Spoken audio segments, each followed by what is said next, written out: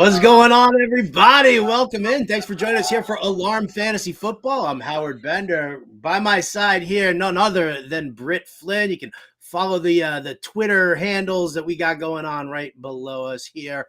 And we appreciate you guys tuning in. Happy 4th of July, everybody. And Britt, happy 4th of July to you. How is it, aside from the fact that you and I are a bunch of working stiffs here on a holiday? It's good. It's fantasy football. I'm doing what I love. I'm talking football. I'm hanging out with friends, and except for the fact that the hot dog contest got canceled. I mean, that's one of my favorite parts. Other than that, it's been really lie good. on the you want to lie on the therapist couch here for a moment here and take a few and I mean, it's a safety issue, obviously, with the lightning storm going on. So No, it is. I just was really looking forward to the fact that I got to bet on the hot dog contest because it's the first 4th of July that betting has been legal in Arkansas. And my degenerate self really wanted to bet on the hot dog eating contest. Why? What did I got to know what your bet was? What was your bet? It was plus 200 odds for the world record to be broken, which was 73 hot dogs. And when was the 73 hot dogs? When was that wonderful display of gluttony set? It was last 4th of July by Joey Chestnut. Oh, all right. So he's just wolfing them down and so all right. So I guess you know what, at plus 200, that's not terrible. No, it's not like I'm putting the mortgage down on it, but I just wanted to get a little skin in the game, make it interesting. Yeah. What can I say? I'm a degenerate. So did they cancel it? Did they postpone it? What's going on? Like, will your bet still be active if they do it tomorrow? What I saw just before showtime was that they had actually canceled it. So I'm not sure if they're going to try to do it tomorrow. I don't imagine that they will be, since, people will be back at work, and that's the whole fun, is having everybody at Coney Island. But yeah, it's kind of a bummer. I'm so sorry, Britt. I don't mean to ruin your 4th of July here. I'm sure you've got other plans after this, don't you? Or I don't even know. It's the afternoon. Have you already been celebrating earlier on in the day? Do you have nighttime plans? What are some of your favorite things about the 4th of July? So I'm pretty much a firebug.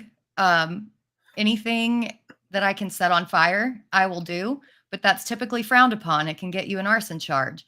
So on the 4th of July, any chance that I can get to light stuff on fire, I take advantage of it. So after the show, the husband and I are going to go run down to the fireworks stand by the house, grab some firecrackers just so I can light some stuff on fire. Wow. Wow. Which is so funny because it's the complete opposite of me. Like, I ran the sprinklers on the overnight last night, and then I don't know, maybe about an hour or two ago, I set the sprinklers to go off again. I want to soak as much into the ground as possible. I want like the bushes and everything. I want everything to just be so super saturated so that when some Nimrod sets off a bottle rocket that goes awry and lands into my yard, like it's not setting fire to my lawn. It's California here. You'd think that with like the wildfires and the lack of rain that we've had, that people would be smarter about it. No, we got a bunch of Jason Pierre Pauls here, just all willy-nilly, just being a bunch of idiots. Yeah, it was like that for me growing up as a kid, because we had all the cow pastures and the aside from the cattle, you had the land on top of it. So in dry Arkansas summers, you definitely did not want to catch the pasture on fire. But up here, with the sprinklers and more of a neighborhood environment, we can shoot off a few here and there. What about you? What's one of your favorite things about the 4th besides sprinklers? Just saturating the land. You know what? I mean, listen, for me, bottom line, it's all about the grilled meats, and it's all about holding my dogs when the fireworks start, because I've got 2 out of my 3 dogs do not like fireworks. We had so our first dog, Mango, who's passed now, she would bark at every firework, which was crazy. Then there was Julius, who, with every firework happened, he continuously tried to go deeper and deeper into the closet or the bathroom or the tub or whatever to like sit and hide. That was our 140-pound wolf dog. So Oh, two of the dogs that we have here both knew Mango. Well, Tweezer knew Mango and Julius, and so Tweezer just growls underneath, her breath like Mango would do. Blaze doesn't want any part of it, and Jabu is like, I don't even know what this is. So like it's I'm just confused. yeah, it's crazy, it's chaotic, and then I also have to, listen to my lovely, I love you so much, Deborah, but chirp, chirp, chirp, chirp in my ear every time a firework goes up. God, don't these kids know? Don't they know? I'm like, easy, Karen, take a seat, relax.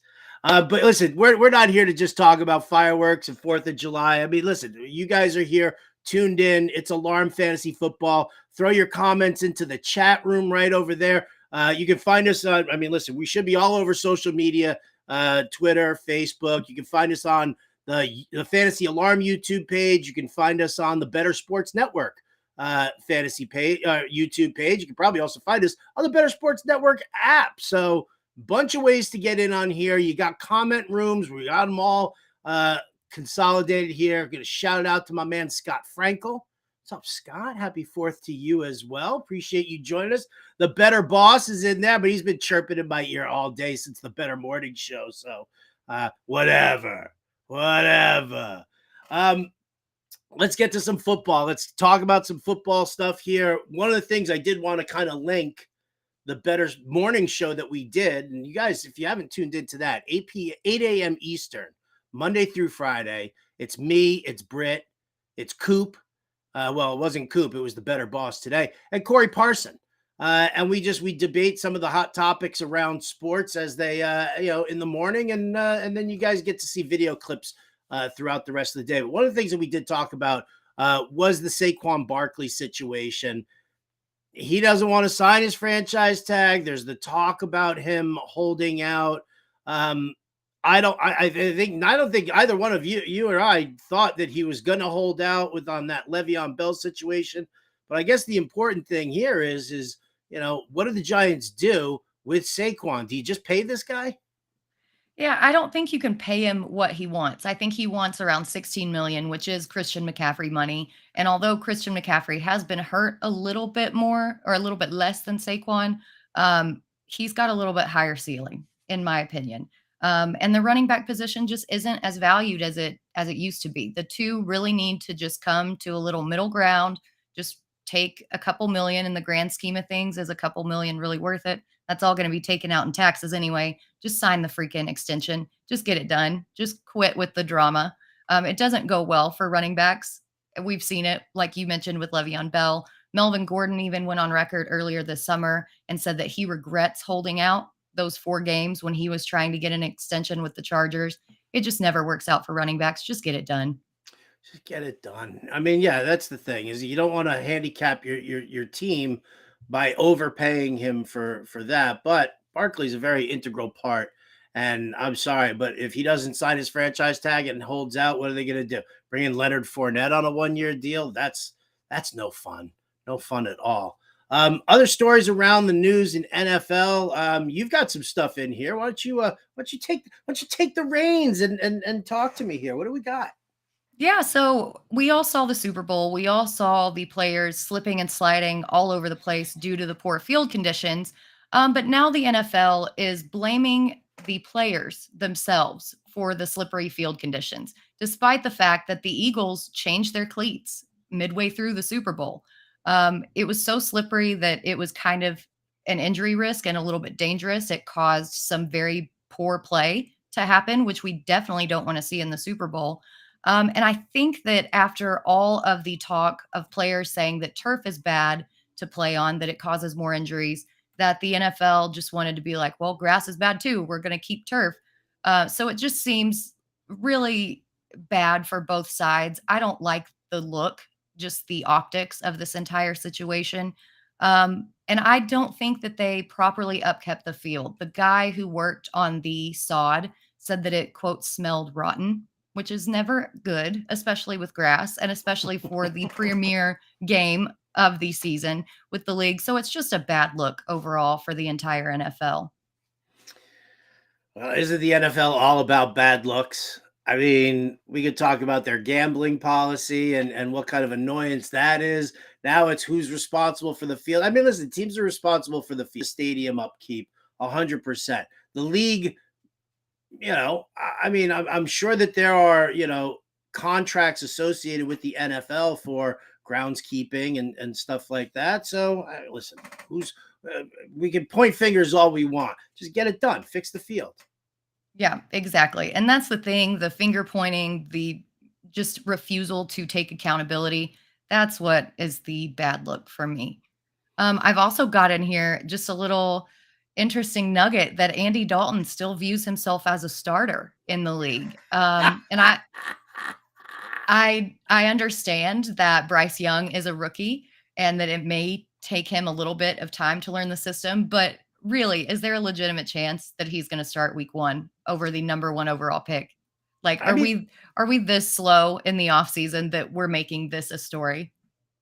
Well, let's face facts. If Bryce Young is having trouble in camp, it could be a different story. I mean, you don't trade up and trade all of everything that you traded to get that number 1 pick to take Bryce Young to leave him on the bench. You don't, I mean, that's not what you want to do. However, let's face facts and say that this is the NFL and not every QB who has transitioned from college to professional makes that jump successfully. So if he is struggling a little bit, I don't think it's kind of funny because I don't think Carolina is like really that concerned with wins and losses. As weak as the division is, I mean, do you believe that Carolina is going to be like Bryce starts no matter what, even if he looks like crap in camp because we spent all of that on him? Or do we want to kind of cultivate him a little bit more? Panthers aren't going anywhere. Yeah, I think that you would want to cultivate him because you do have a very high investment in him. And not to harp on this again, but his build, his stature, his durability have all been concerns. Do you want him to go out there and risk getting hurt just because he can't read a defense that's coming at him? So we're just going to have to see during training camp. But I think it's a little funny that Andy Dalton has just been that outspoken about it. Have you taken Bryce Young in as like, I don't know, if you're doing any super flex drafts or super flex mocks or anything like that? Have you taken Bryce Young at all in the late rounds?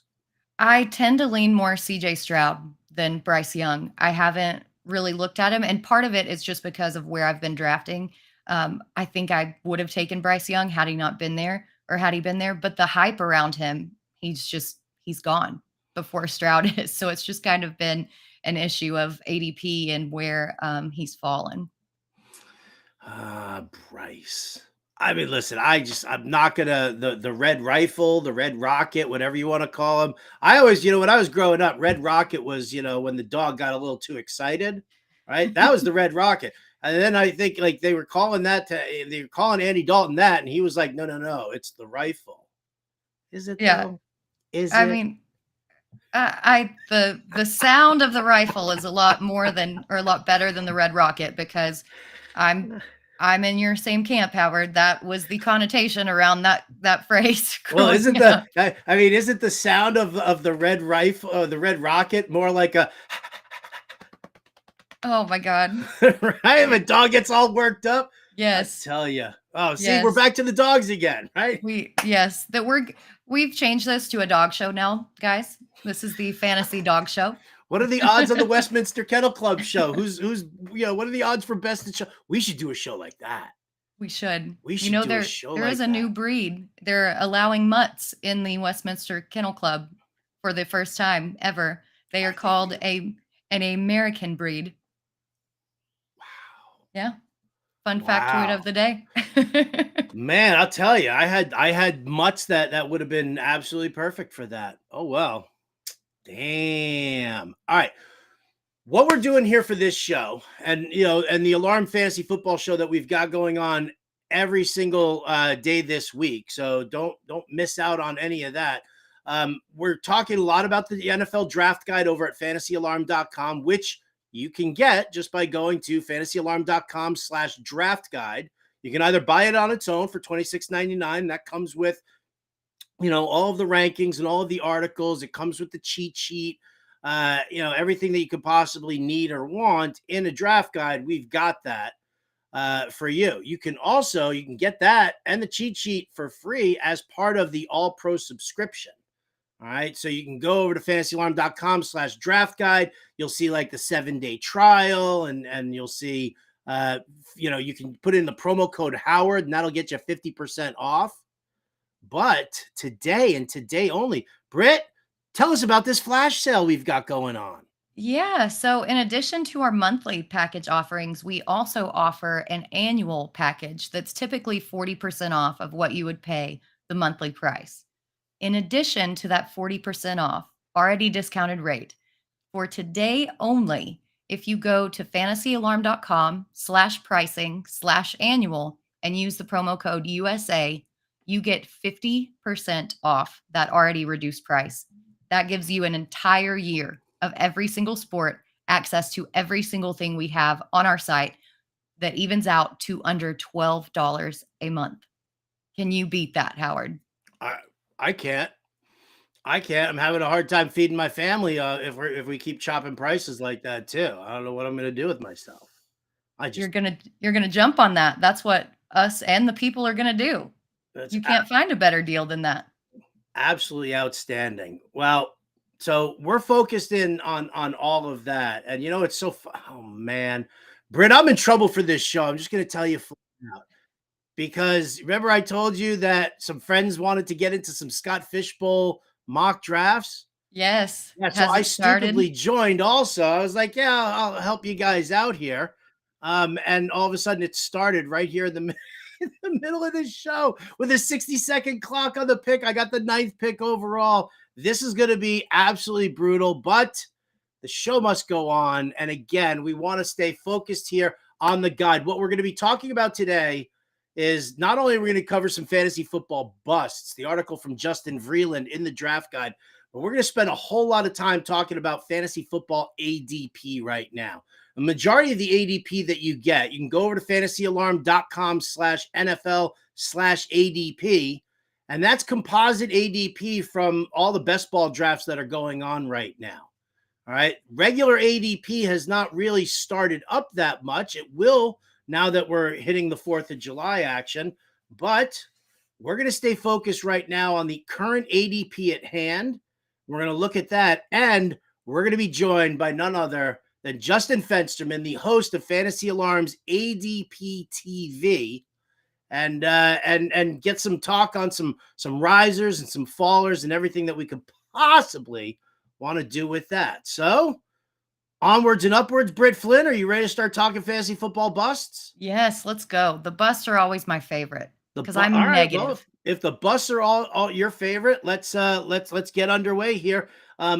We don't want to give away all of Justin's 10 busts that he's got listed there.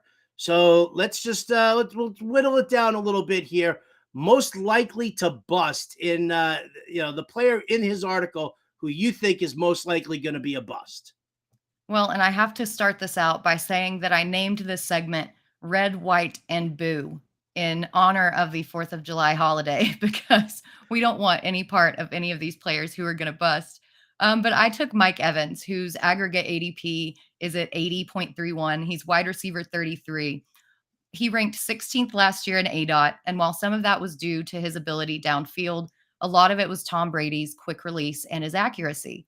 He's not getting that this season. Last season, he ranked 31st in deep ball attempts, and while his deep ball completion was pretty good, Evans isn't going to see the deep targets needed from Baker Mayfield. I don't like to fade a receiver just because of the quarterback. We got bitten last year by doing that with DK Metcalf and Tyler Lockett. But let's be real. With Baker Mayfield and Kyle Trask, this is not going to happen. I think it's going to be a huge number of dump offs to Rachaad White and to the slot, which is where Chris Godwin lives.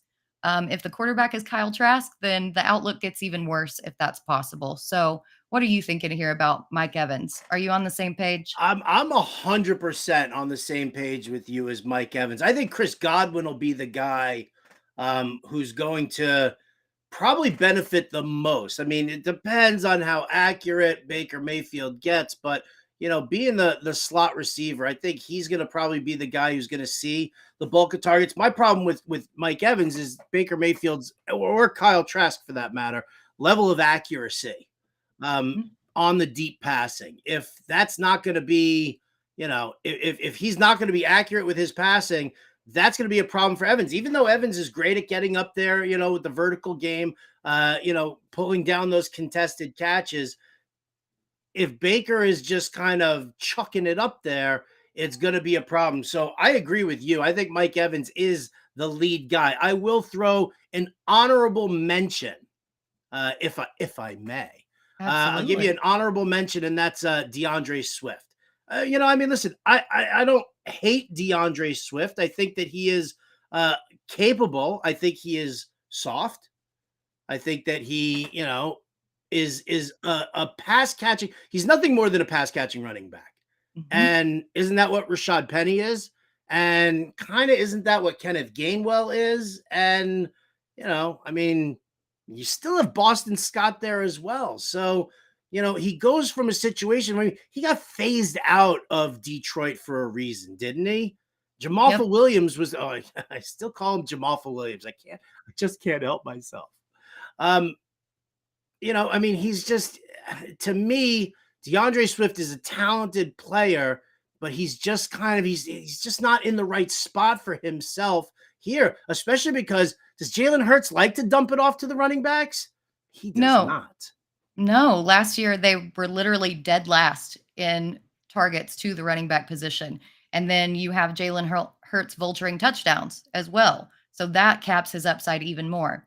And then tack on that little injury bug. We like to say around here that we don't plan on injuries, but it's a fact that happens. And historically, when it's happened over and over again, it tends to happen again. So he's got all these things working against him that just don't add up where he's going at ADP. But we've also got a least likely to bust in this article. And you and I think, are on the same page for both of these people. So who do you have as your least likely to bust out of this article? So I've got Deontay Johnson here. The funny thing is we've seen it. Touchdowns can be a very fluky thing. Like if you play fantasy baseball, wins can be incredibly arbitrary. Touchdowns are incredibly arbitrary in football as well. And so Deontay Johnson didn't have any touchdowns last year, and everybody was like, oh my God, it's Pickett to Pickens and Pickett to Pickens. Deontay Johnson still led the team in targets, right? And led the team in yards. And Pickens had some great moments. But Deontay Johnson is the alpha male in this receiving core, and he's going to continue to be the alpha male in this receiving core. The touchdowns will happen for him. So, I mean, look, ADP 76.35 going as wide receiver 32. Please let me have that discount, every single draft, because I'll be scooping them up. Yeah, that feels like almost his absolute floor. You think about any kind of touchdowns that he would have scored last year, and it would have vaulted him into the next tier. There's got to be some positive regression here. They've kind of shored up that offensive line. Kenny Pickett's got another year in the system. They've got a healthy Najee Harris, which they didn't have for almost the first half of the season last year with that foot injury. I think that they're going to do a lot better than people think on their offense. And wide receiver 32 feels like his absolute floor. For me, I'm taking another guy who year after year, people just seem to be out on him. And every year he produces. He defies the age odds and just continues to be the unicorn. And that guy is Derrick Henry. He's going at an ADP of 23.17 as RB9. But even though the drop off is going to happen eventually, sure. But until he starts to show it, I'm buying this guy everywhere I can, especially at RB9. He finished as RB4 last year, RB3 in 2020, RB5 in 2019. And before he got injured in 2021, he was the RB1. And it took Jonathan Taylor 2 weeks to overcome him, with him sitting out for those 2 games. Henry is still going to get these carries. He's going to get work in the passing game, which has been a point of contention in prior seasons. And a little bit of decline is already built into his ADP. So even though his yards per carry has gone down, the volume alone sets him up for a huge season, especially on an offense that didn't really change that much. I think you hit the nail on the head when you said that his ADP has already got the wear and tear on his body like already baked in. Um, Drafting Derrick Henry for me, does it feel like a little musical chairs? Like you don't want to be the one when left standing when the music stops. Nobody wants to be left holding the bag on Derrick Henry when he does crumble. And I think that I'll happily take the discount on him if you're going to give me Derrick Henry at the tail end of the second round. Okay, I'll do that. You just have to make sure that you handcuff him to. I guess Tajay Spears is going to be the guy who's sitting behind him now. So I think that's kind of where we need to look most. As far as taking Derrick Henry, you got to make sure you handcuff him just to keep yourself protected. But I agree with you. I think that the discount is great, and he's just going to continue to see volume until the wheels eventually fall off the wagon. I don't know if it's this year. Certainly not going to be the beginning of the season. So maybe he's like I'll draft him and then trade high. Yeah, exactly. I wouldn't necessarily like him in dynasty leagues by any means. If you're in a startup, that's a different story. But in redraft, you said it, ride him until the wheels fall off. Yeah, absolutely. Absolutely. All right. Well, let's see. Now we've got 10 players. We've talked 4 of them. So let's move out of this article here real quick, and let's talk about players who we think are going to bust, who didn't make this list here for Justin. Where do you want to start? So I'm going to start with Christian Watson from the Packers. His ADP is 58.32. He's going as the wide receiver 25 overall everywhere. I've kind of harped on this over the past few weeks on various shows, so I apologize if you've heard this rant before, but I'm not seeing this big breakout that everyone is expecting from him. We got a little too enamored with those 3 big games that he had last year. He had that big 3-touchdown game against Dallas. He had a couple other 100-yard games, but outside from that, he never went over 49 yards. He was so boom or bust, and that was with Aaron Rodgers. Now you have Jordan Love, who we're very unsure of. We don't know what he's going to look like in this system. We don't know if LaFleur is just going to run the ball into the next century. We don't know. If you look at Jordan Love's college stats, his ADOT was pretty low. He didn't like throwing the deep ball because that's where he got in trouble and got caught with interceptions. I think that Romeo Doubs is going to be a much bigger target than Christian Watson is. And at wide receiver 25, there are just so many better players at that ADP that I want to take a risk on with a much higher upside. What do you think? Yeah, I think you and I are kind of in the same boat right now. We're both, I'm not gonna crap on the talent of Christian Watson, and my pick is actually Marquise Hollywood Brown. Whose ADP is going off as wide receiver 34. His ADP is 80.53. A lot of people are grabbing him because he's the lead wide receiver for Arizona, but just like Christian Watson, it's like, do we trust the guy who's throwing him the ball? I don't know what we've got going on with Kyler Murray, and then you've got Colt McCoy, and I don't even who's that third string guy that just got drafted? What was his name? Oh gosh, it's the name's escaping me right now. Yeah, it's me too. I'm gonna find sixth round rookie. Yeah, it's Clayton Tune. Clayton Tune, yes. Who knows? We don't, and Colt McCoy may not even be healthy either because we forget he got hurt at the end of last season as well. So they could very well start the season with Clayton Tune at quarterback. And that's not something that I want to see. Yeah. So I'm not getting all hugged up with any Arizona wide receivers at all. Especially Marquise Brown. I'm gonna have to avoid it. I'm out. Out. Right? Can we do this like Shark Tank? I'm sorry, but I'm out. I'm out on Marquise Brown. I've actually never watched Shark Tank. You've never seen an episode of Shark Tank? No, I haven't. On now. I know. Britt. I know. I'm really? A disappointment. Yeah. Never? No. Never. Okay. Not never. Right. Ernie, shout out to our producer behind the glass. Ernie just typed in our private chat, shun. I tend to get that a lot because I don't watch a lot of TV and or movies. So yeah. And while we're at it, I don't know how to ride a bike. So, shun me again. Wait, what? What? Yep. I grew up on a farm.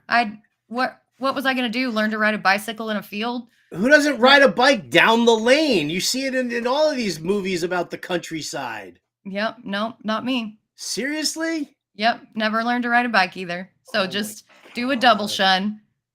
The Can, most se- can, un-American thing ever on the most American holiday. can Sellers ride a bike? Oh yeah. Yeah. Has Of he tried course. to teach you how to ride a bike? No. Do I you have think he you have knows no better. desire to ride a bike? I'm so clumsy. Like legitimately so clumsy. And now in my old age, I think that I would break a hip when I crash, not if I crash, but when I crash. So yeah, I just avoid it. Wow. Wow. That is fantastic. That is not something that I knew at all. So, wow. All right. Let's move along here. I'm getting hit with all of these things here. Before we continue here, I just want to give a shout out to our good friends over at rtsports.com. Folks, if you like props, if you like pick'em contests, RT Sports is definitely the where you want to be hanging out and living. Now, they're going to have it for NFL, so rushing yards, receiving yards, pass, like all of that stuff going to be available to you. But start now because they're doing it for baseball, golf, any sports that are going on right now. They have these props available to you guys. Go to rtsports.com/alarm, right? And then use the promo code alarm23. That'll get you 100% match on your first deposit up to $200. So just want to make sure that you guys are all set and squared away. Check out social media videos all over the place and keep watching the Better Sports Network because we're helping you guys with those prop picks throughout the way. So again, rtsports.com/alarm, promo code alarm23 gets you that match on that first deposit up to $200. Britt, let's talk so those are the busts. And you guys can go and check out Justin Vreeland's article over at fantasyalarm.com and get that draft guide. What you want to do now, what we're going to do now, we're going to start focusing on ADP. So if you're actually watching along on your computer or your tablet, you can also open up another window and go to fantasyalarm.com/NFL/ADP and kind of follow along with me and Britt here. But before we start diving into like actual numbers, Britt, let's talk about ADP value picks. And that is, the question that you actually posed to me. What are you looking for with a value pick? Like specifically, what are you looking for? So I want to see the points that this player can provide versus the points provided by other players at a similar ADP. You can also look for players you think are going to break out, which is also another article that we have over in the draft guide, especially for wide receivers like Deebo Samuel and Cooper Kupp in 2021. You had Christian Kirk and Josh Jacobs in 2022, etc. So what I do is look at the ceiling versus the floor that this player offers, and then compare that with everyone else in the same ADP where you're drafting them at. What do you look for? It's kind of funny what I actually look for in a value pick. For me, and I kind of do this. I do this with my betting a lot. Also, I'm a contrarian better. Like when the public's all going in one way, I love going in the opposite direction. So what do I look for in a value pick? I look for any player that the general public is completely down on for no legitimate reason. Like anytime you're getting a discount on a player because the public perception and the group think is off for whatever reason it is, to me, that's a value pick. Last year, Miles Sanders and Josh Jacobs. I had both of them penciled in as fantastic value picks because everybody was so down on them. Miles Sanders didn't score any touchdowns the year before. And so, hi, Deontay Johnson. But Miles Sanders was in that situation. And look at what he did last year. You take a look at Josh Jacobs. The team didn't pick up his fifth-year option. I'm like, well, they didn't pick up his fifth-year option. They're going to run him into the ground right now and just give him, as many carries as they can possibly give him. And so that's kind of exactly what happened there with Josh Jacobs. So I found that, completely interesting. The year before, Jamar Chase, couldn't catch a football because it didn't have white stripes on it. The year before that, it was Justin Jefferson, and he wasn't any good because nobody was drafting him, and he wasn't going to be involved in the scheme heavily. So once the public is down on a guy, I immediately add him to my watch list because I think that's kind of where you kind of want to live. I think so too. And I'm very guilty of buying into that Josh Jacobs groupthink mentality because I saw him start the Hall of Fame game in preseason and I was like, oh, nope, that's it. He's done. He's starting a preseason game. And then he comes out here and has the best season of his entire career. So I'm guilty of that. This is one of the things that I will fully admit. And I'm gonna take more of your advice and be a little more contrarian. But as we move on, there are several players I think that will provide value at their ADP. And so we broke this down a little bit by position. We just each brought in one for each skill position. So for quarterback, Howard, who do you think is going to provide value at their ADP going into the 2023 season? Before I answer this question, do you see what's going on in our chat room right now? They're having just a full-on conversation. Right, Franklin and Sellers are both hanging in there right now. They're chatting up the world here. It's Which great. is They've commandeered the chat. absolutely hysterical. But I don't want to ignore what's going on in the chat because T-Man actually had a pretty nice comment. NFL talent is NFL talent. Watson was an RC last year, and Rodgers ignored rookies and connected with veterans he trusted. Watson's going to be a top 10 this year. Which T-Man, I need to know who your favorite team is because if you're telling me that you're a Packers fan, I'm gonna have a hard time accepting this because I just don't know what's going on with Jordan Love. Yeah, and that's my thing too. Until I see at least some preseason or even some training camp, I don't really think that that is the way that the offense is going to operate. Aaron Rodgers went out there, he called his own shots, he called his own plays. The man did what he wanted. Like what he wanted to do. He didn't listen to the floor whatsoever. And so now we actually get to peel a few layers of the onion back and see what's actually going on in this offensive scheme. And we don't really know because Rodgers has been there just YOLOing it for years and years and years. Aaron Rodgers has been YOLOing it.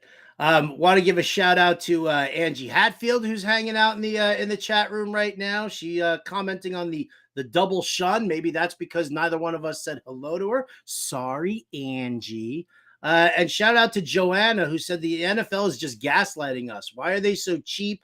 Wouldn't you want to take care of your cash cow, i.e. the players? Well, isn't that the biggest issue right now with the way NFL players are treated by the league?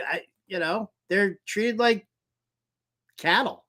I mean, I don't mean to kind of make that comparison, but you've got your absolute superstars who everybody loves, and you've got your big names out there, but then every other player out there is just to the NFL, in my opinion, to the front office in the NFL, it's just a matter of whatever.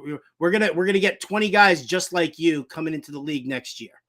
Yep. And we're seeing it with running backs right now at this moment. We've got guys under 30 who are still not exactly in their prime, but still very much able to produce in an offense who are just sitting out there in free agency and nobody wants them. Nobody wants to pay them. Nobody wants to value them for what they're doing. And at a position that not a lot of people are going to be playing in the future if this pattern continues. Why would you play running back when you can switch to another position, even on the defense, that gets paid significantly more? So I think that's kind of a big problem, and the NFLPA needs to address it. Definitely needs to address it. All right, I just want to say hi to everybody. Let you guys know that we're not ignoring you here. Oh, T-Man's a Patriots fan. Well, T-Man, I'm a Jets fan. So right off the bat, we're not going to get along.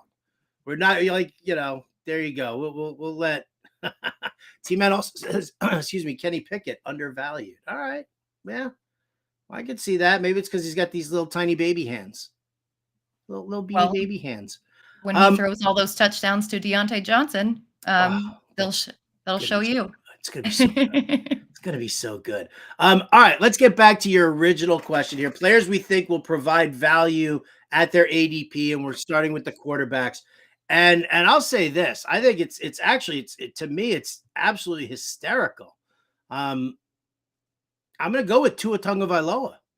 Like I get it, Tonga.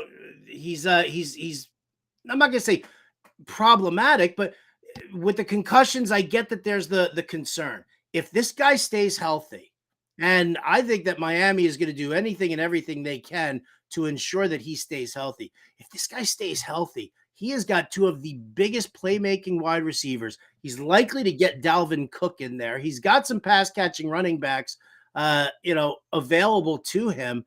As much as I hate saying it, because I was in a draft yesterday. I was in the Independence Invitational over at Sirius XM, and I took Tua in like the second to last round because nobody was taking him, nobody was touching him, and I was like, all right, listen, I've got Daniel Jones as as one of my QBs. I need a second QB because I follow the dynamic tier rankings that we're looking at, and so I was like, I'll grab Tua here as an upside play. If this dude stays healthy, he's going as QB 11. The ADP says 92.05. But again, I was just in a 12-team draft where, that dude was about to go undrafted in that league. So I got to tell you, I think he's definitely going to return value. That's so crazy to me. And we scoffed at Tyreek Hill with him saying that Tua was the most accurate quarterback that he's ever played with. And we're like, oh, yeah, right. You came from Mahomes in Kansas City. If you look at the actual numbers, you look at yards per attempt, he ranked first. You look at air yards per attempt, he ranked third. You look at his deep ball completion percentage, he ranked first. You look at his red zone accuracy rating, he ranked second. The numbers on this guy tell the whole story. This guy is good. And the only reason that people are afraid of him is because he has dealt with concussion issues. But Miami, I think, did a little bit to their line. He's been taking jujitsu classes to learn how to fall. He's been getting rid of the ball, so he's not just back there in the pocket being a sitting duck. I think that he's made a lot of improvements so that he does reach that next level this year. And then with Tyreek Hill having an entire year of that playbook under his belt, we found out that he didn't even know the playbook, that he was just out there kind of running around and just catching balls and doing what he does. Willy-nilly. Just backyard footballing it. And he still put up those numbers with Tua. I think with a full season, this Miami offense is going to be really, really dangerous. Scary as a Jets fan, no doubt about it. How about you? Who's your quarterback that's going to be providing the value that you need? So don't laugh at me, guys, but it's Russell Wilson.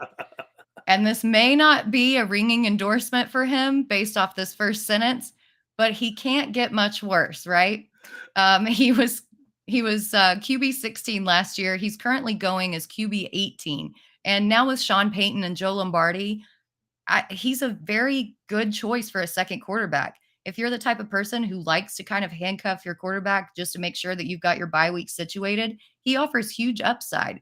And at the very least, he could sneak into the QB1 conversation and return some spike weeks if you're doing best ball.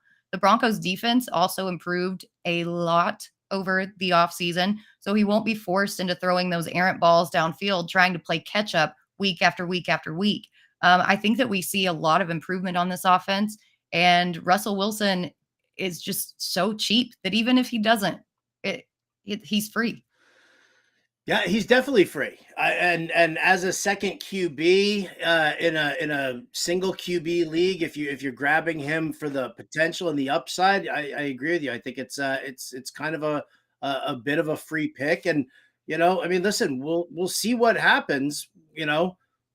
We watched what happened with Drew Brees when he started working with Sean Payton and Joe Lombardi, and I think that there are great weapons in that offensive scheme that they've got going on. So I like it. I just, of course, there's the little piece of me that's still really gun shy about it because, like, I don't know, I would say at least 40% of my best ball teams last year just got completely blown up because of Russell Wilson and that stupid Denver stack that I was investing in.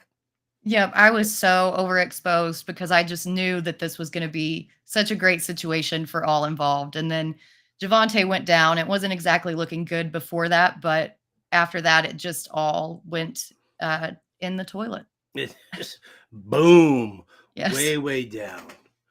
All right, let's go to running backs. Who do you have as far as a running back who you think is going to provide value at their current ADP?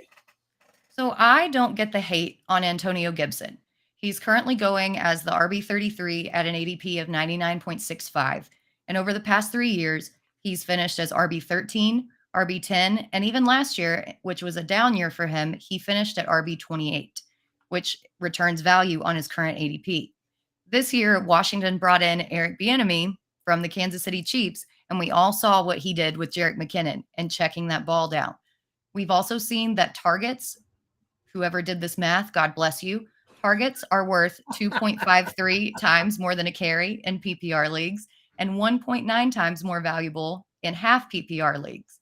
And if they're going to pepper Gibson with targets like all the people are saying in the offseason, then his value is going to skyrocket. He ranked ninth in yards per routes run last season. And as long as that's his role, I don't care if he has a single rushing attempt. If that is his role as a pass catching back, he's going to crush his ADP. Are they going to use him? I mean, I guess my biggest issue, and I get it. They've got a new offensive coordinator in there, and you've got Sam Howell as the guy. But I think one of the things that bugged me the most about Antonio Gibson was that he was a wide receiver running back hybrid in college, and then they wouldn't throw him the football at all. So now that they bring in Brian Robinson, who was their lead back, and he missed a couple of games because he got shot, but then he came back in and they utilized him and they didn't touch Antonio Gibson, like you said, what, RB28 did you say? Mm-hmm. Yep, he was, but even on that, he returns value from RB33, where he's going. You can get him in the 8th or 9th round. I mean, to me, his upside, even if they don't utilize him, if he stays in the exact same role as he did last year, which I don't think that he will, then he still returns value. I think his upside, though, with Bieniemy coming in, is so much higher than people are giving him credit for. I hope so, man. I hope Bieniemy does something with him. I mean, obviously, he's going to try and copycat that Chiefs offense. Which we'll see how well that works with Sam Howell. Yeah. But what do you mean? He's not Pat Mahomes? Right. What the hell? But I think that might actually even work out better for him, because if he's forced to check down, Heineke was a pretty prolific deep ball passer. He might not have been great at his accuracy, but he liked to throw the ball downfield. I think that Howell will be forced into a lot more check down situations where Gibson sees those targets. Okay. So who do you got? Who do I got? Because I'm interested in this one. I've just got another forgotten guy, Alexander Madison. Right? I mean, right now he's coming off the board as RB23. His ADP is at 62.12. And with them cutting Dalvin Cook, he's still not, like, people aren't taking him any earlier.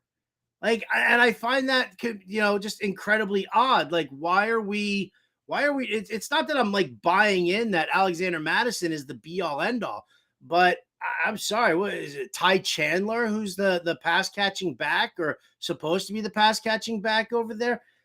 To me, it's not a good situation to ignore. Like, I mean, why would you ignore a starting running back who's likely to get all the goal line touches in a pass heavy scheme? Maybe that's why everybody's avoiding it, but I think Madison's a guy who I think way too many people are forgetting about, Britt. See, I'm actually on the Madison hate train.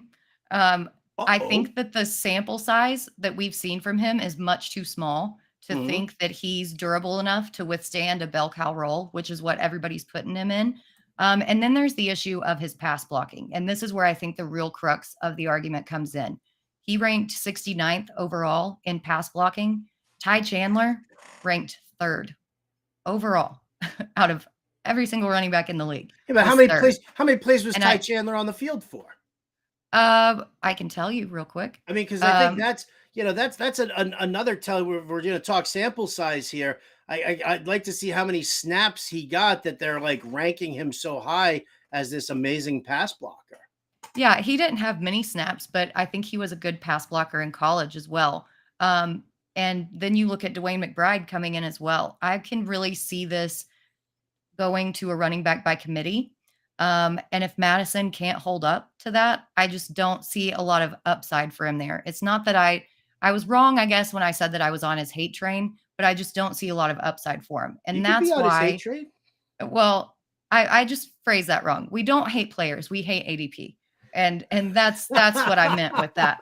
And that's why this training camp battle is so important, and why the training camp battle article that I'm putting out tomorrow is going to be so chock full of information when you're trying to make these decisions in your early drafts. Ooh, Um, when's that going to yeah, drop? When, in the it's gonna. morning? Are I you think work? so. Yeah, Nice. it's. I would say it's got about 5 more minutes in cake language, 5 more minutes in the oven, and it's done. I didn't realize you were such a strong baker. I love that. You know. All right, let's talk. Let's talk wide receivers now. So, you know what? And I'll just go first because I'm gonna be that son of a bitch who's gonna go first. That's because I love talking about Christian Kirk, wide receiver 28. He's coming off the board at ADP is 65.67. At no, Scott Frankel, there will not be cake. I like the way you're thinking though, but there won't be cake. Um, I think everybody is so in on Calvin Ridley, and I love Calvin Ridley. I really do. But are we really going to just shun the work that Christian Kirk did last year? Are we going to ignore the fact that Trevor Lawrence loves slot receivers, and that Christian Kirk, who took so many snaps out of the slot, is likely to stay in that position with, in three receiver sets, he's going to work out of the slot. He'll be on the outside in two receiver sets with Calvin Ridley. But everybody's so like Ridley, Ridley, Ridley, Ridley. The dude hasn't played a snap in 2 years, right? I mean, last year he was suspended because of gambling. The year before that, he pulled himself out because of a mental health situation. And so he hasn't played in 2 years, but yet everybody's drafting him like he's a wide receiver one. As much as I love the Jaguars and as much as I love their system, I love what they've done. The growth for Trevor Lawrence has been beautiful. His work with Doug Peterson in this offensive scheme has been brilliant. But why are we ignoring Christian Kirk, who's got that experience side by side with Trevor Lawrence, in favor of Calvin Ridley, who has not played in 2 years? So you keep leaving me Christian Kirk, I'm gonna be a happy camper. Yeah, and let's say that Ridley lives up to all the expectations that everybody's putting on him. Okay, so what? Did we see what the Jaguars did last year with Christian Kirk and Zay Jones and Evan Ingram? I mean, there's plenty of volume to go around here. And I think it's actually going to be Evan Ingram as the odd man out of those three this year. I think Yeah. it'll be Ridley. I think it'll be Kirk, who will be a target monster. I think Ingram's going to end up being the guy who falls off. And he's being drafted as tight end 8 right now out of all the aggregate sites. I really think it's going to be him. Why are we suddenly thinking that Christian Kirk is going to go back to his old ways? He's developed a relationship with Lawrence. He looks good. He can move well. He can get separation. His ADP is a steal. I do. I think his ADP is a steal.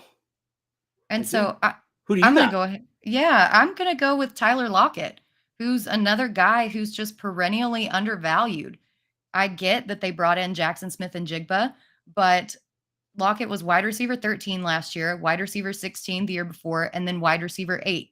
And yet he's still going as wide receiver 30. JSN isn't going to eat into his value that much, especially during the early part of the season while he's still learning the system. And I really honestly wouldn't be surprised if Lockett held on to that wide receiver 2 spot in the depth chart until even next year. He's still able to get separation. That kind of makes him the yin to DK Metcalf's yang. While DK Metcalf can go up and grab those 50-50 balls, Lockett can just split from the defensive back who's guarding him, and Geno can have his pick of where he wants to throw that ball. He's one of the best receivers in the league against man coverage, and it's going to take JSN a while to develop. So Lockett's a screaming value for me at wide receiver 30. I've honestly taken him in so many best balls. I'm probably kind of overweight on him, But what do you think about Lockett? I think you're right on point here with Lockett because again you draft Jackson Smith and the Jigba. Okay, you're going to want to integrate him at some point, but you still have Lockett and Metcalf there, and I think is this a contract year for Lockett too? I think that you're right. I think it I might be. So, when you're dealing with that kind of situation here, I mean, why are like fine. If you're in a dynasty league and you want to take Jackson Smith and Jigba over Tyler Lockett, go ahead. Do it. Kid's going to have an amazing career in the NFL, especially once the Seahawks find themselves a better throwing quarterback than Geno Smith. Yeah, I said it. But that's dynasty. I'm talking about redraft right now, and Tyler Lockett is what's now. Maybe they trade him midway through the season, and that opens things up for Jackson Smith and Jigba, at all. But to sit there and sleep on Tyler Lockett, who has been right there, the go-to guy, along with DK Metcalf, yeah, I think it's a crazy mistake that people are making. So I like it. Was he wide receiver 30? You said wide receiver 30. yeah. Yeah, it's insane. We'll wrap up some wide receiver talk here. T-Man wants to know any updates on the Tyreek Hill situation. I do not have any kind of an update on the Hill situation. I haven't heard anything recently. I don't know if you've heard anything recently, Britt. The bottom line is we all know that the NFL is great at dragging its ass on disciplining players. We're still waiting to see what happens with Alvin Kamara's suit, which goes to court when training camp actually opens. So haven't heard anything about Tyreek Hill at all. How about you? No, I haven't heard anything, but as far as the suspension goes, the NFL and their burden of proof is far lower than what it is in criminal situations. So if something comes out, I think the main thing that would cause a suspension is the bribery attempt of $200, which is just laughable. I like $200. You literally told the man that you can afford to buy his boat and then tried to buy him off with $200. But I digress. I think that is a little bit more serious than smacking a man like in the back of the head. We'll have to wait and see.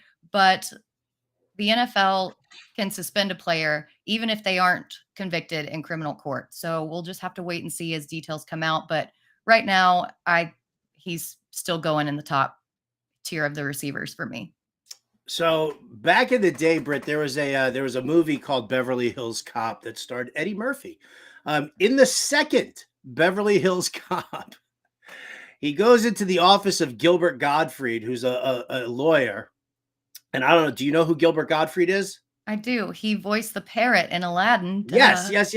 So Eddie Murphy goes in, and he's talking about like parking tickets or something like that. And Gilbert Gottfried does this whole bit of like, well, let's just say you've got these parking tickets in one hand here, and in the other hand you got I don't know, $200 maybe. And he starts doing this whole thing about I got $200 in one hand and parking tickets. I don't even remember what's in this hand because I got $200 here. So at least I hope Tyreek Hill was doing like his Gilbert Gottfried, may rest in peace, impression when trying to bribe the boat owner. Failed to account for inflation on that one. All right. We got to go with running tight ends here real quick because we got Justin Fensterman who's going to be joining us in a hot sec. So tight ends who value, I'm just going to say Dalton Schultz. Tight end 12, ADP 124.43. We all know that young quarterbacks tend to lean on their tight ends. They brought in Dalton Schultz to be that red zone target, to be that first down marker for CJ Stroud. So I think Dalton Schultz is going to produce probably more like tight end 5 or 6 than he is tight end 12. Yeah, I can definitely see that. He's one of the most experienced guys on this team, aside from Robert Woods. Other than that, you've got a bunch of young guys with a young quarterback. And what do young quarterbacks do? They tend to gravitate towards the vets. For mine, I'm going Mike Gesicki. I'm going a really deep cut here. He's currently going as tight end 21 at an ADP of 170. So you can grab him in the very last rounds of your draft. But Bill Belichick called him a receiver, not a tight end. And I think he's going to properly use him as one. Then you look at what Bill O'Brien has done in the past with tight ends. Mac Jones has apparently already developed a connection with Gesicki from the get-go. And if you look at their wide receiver room, really, who else are you going to throw it to? So I think he can sneak back into the top tight end conversation. And again, if you get him in the last round of your drafts and he doesn't do anything, just dump him. He's for free.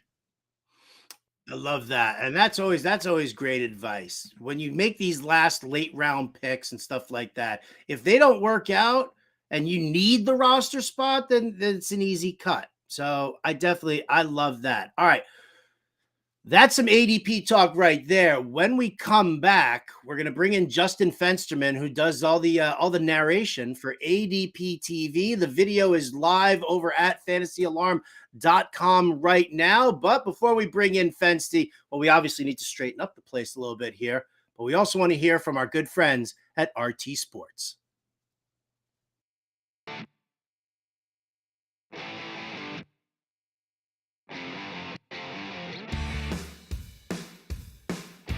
My first bust is going to be Davante Adams. There's two reasons why I'm going to be avoiding him. One, his age, and one, his QB situation. First off, his age. He's going to be turning 31 this year. There's only 2 wide receivers in all of football that are 31 or older and having production like top tier production in the top 50 wide receiver rankings, and that's DeAndre Hopkins and Keenan Allen. Those are the only 2 wide receivers that are older than him ranked in the top 50, and both of those have been struggling with injuries. So the injury bug might be coming towards Davante Adams just with that age, so that's definitely a concern for me. And then his second situation is with the QB, with Derek Carr being gone and Jimmy Garoppolo taking over.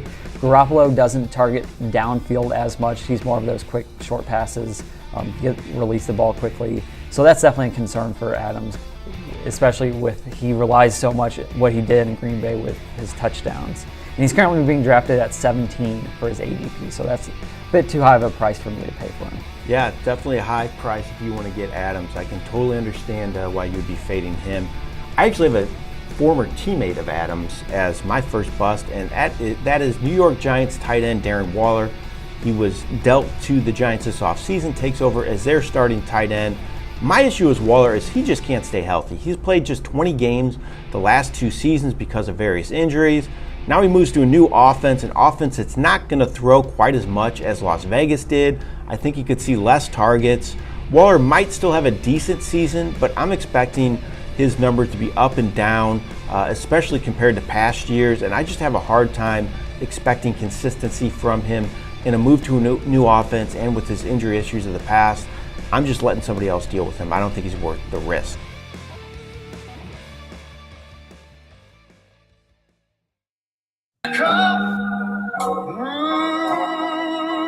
America, may God thy gold refine. I could just let this all play through. I probably shouldn't. We should probably talk more football, right? Yeah, we should probably get back to work. All right, okay, fine. We can do that. We can do that. And yeah, listen, happy 4th of July to everybody out there. I'm Howard Bender. This is Britt Flynn. If you're just joining us, this is Alarm Fantasy Football, where we are basically giving you your July 4th whole week primer shows here, helping you understand what we've got in the Fantasy Alarm Fantasy Football Draft Guide, what we offer here as far as content and shows and articles and everything like that here with Fantasy Alarm and obviously the Better Sports Network as well. So welcome to it. And if you guys want to get that Fantasy Alarm Draft Guide, go to fantasyalarm.com/draft guide and get yourselves a copy. You can buy it on its own if you want for $26.99. That comes with the cheat sheet, but I think you're better off with the All Sports Pro subscription that we offer. And Britt, we have a very special deal going on today only. We do. Get it while it's hot. In addition to the monthly package, we also offer an annual package that is typically discounted 40% off the normal month-to-month price. But for today only, if you use promo code USA, you can get 50% off that already discounted price and have everything set for a full year. That's everything that we've got on our site, every single sport, every single lineup optimizer, every single part of the draft guide. I literally mean everything. So jump in and don't miss out on this deal. Don't miss out on it. I'm telling you, super, super special. Do it today while you can. And then again, just I don't know, play DFS with us all week and all weekend long. Play the RT Sports Pick'em contest. Get your picks from us right here on the shows on Better Sports Network. We're also going to be doing a bunch of stuff on the Fantasy Alarm show on SiriusXM as well. So it'll just all pay for itself. Speaking about paying for itself, the man who's got to buy his lunch on his own every single day because we don't let him eat in the Fantasy Alarm cafeteria. Ladies and gentlemen, give it up for Justin Fensterman. What's up, brother? Welcome in. What's going on? It's Fensty the Outsider here. How's everything going by you guys? How's everything? It's so good. The hot dog contest is back on. We just got word that it's coming back. I was about to be really pissed about that. It's actually one of my favorite things, and I'm calling it a sporting event. It's one of my favorite sporting events of the year. Not as much for the contest, but the George Shea introductions to the competitors, like second to none. Just amazing. I'm very excited about it. I want to, you know what? I got to ask Fensty this because I think it's important because we talked on the Better Morning Show. We talked about if we were in a food contest, an eating contest, what would we do? And Britt, you were like, I will out eat anybody if I get nothing but a plate of wings, flats only. Right? I think you were like, she's like, I'm going to, you ever see Fensty knows the movie My Cousin Vinny. Remember when the dude like takes the chicken leg and he just goes, yeah, like that's Britt with JT's friend in the bar. That's right. Yeah. Right? Yep. She like adds the teeth to the top of it. She's just like straight, but it's gone. For me, I was like, I'm doing the Cool Hand Luke thing and 50 eggs. 50 eggs. No man can eat 50 eggs. So eggs for me. Britt says flats as far as wings go. Fensty, if you were in a competitive eating contest, what would be your go-to? What would you win no matter what?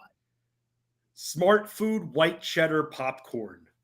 I'm obsessed with it. I love it. I believe the record is still held by Crazy Legs Conti, he's over 50 years old at this point, and I don't think he competes in the hot dog eating contest anymore. But I'm going to be that guy, like George Shea would say, he ate himself out of 6 feet of popcorn to make it to the contest, Crazy Legs Conti. I would be that guy. I love Smart Food white cheddar popcorn. Okay, I have a question about this. How do you measure the amount of popcorn that's actually eaten versus the amount of popcorn that ends up on the floor? I'm not a scientist, Britt. Come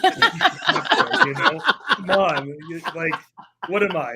I don't measure this stuff. Let me put it to you this way in simpler terms. You give me one of those big bags like that you get at the gas station, I could probably eat 2 of those in a sitting easily.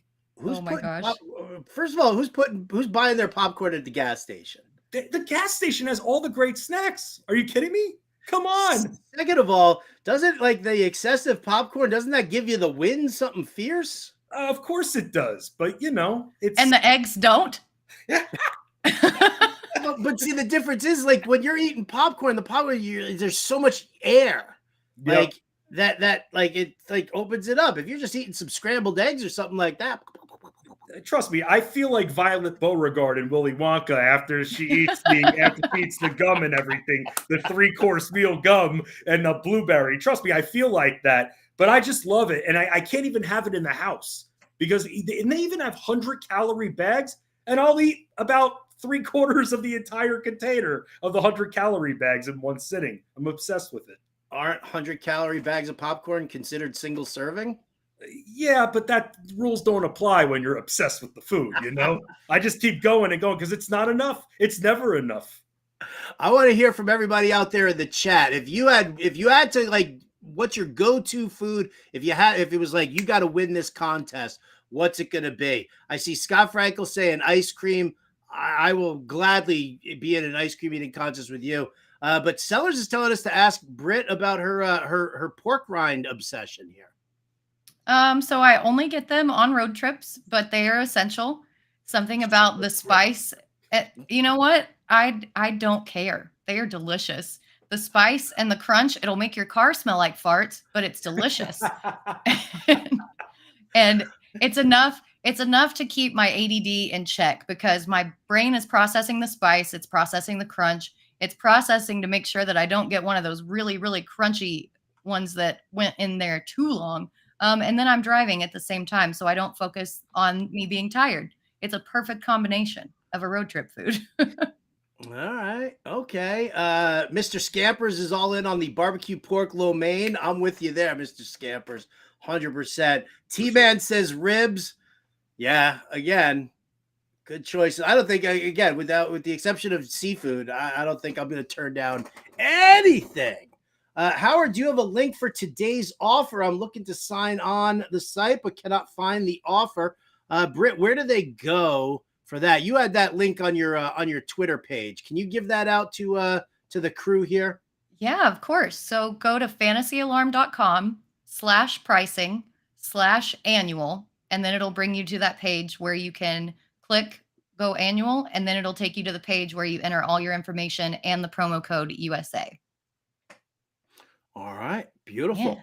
Yeah. Angie, you're going to lose, Angie. Don't challenge the beast. You're going to lose. I'm sorry. Oh, I want to see that. Angie versus Fedsty in a popcorn eating contest. Oh, man. Love some popcorn.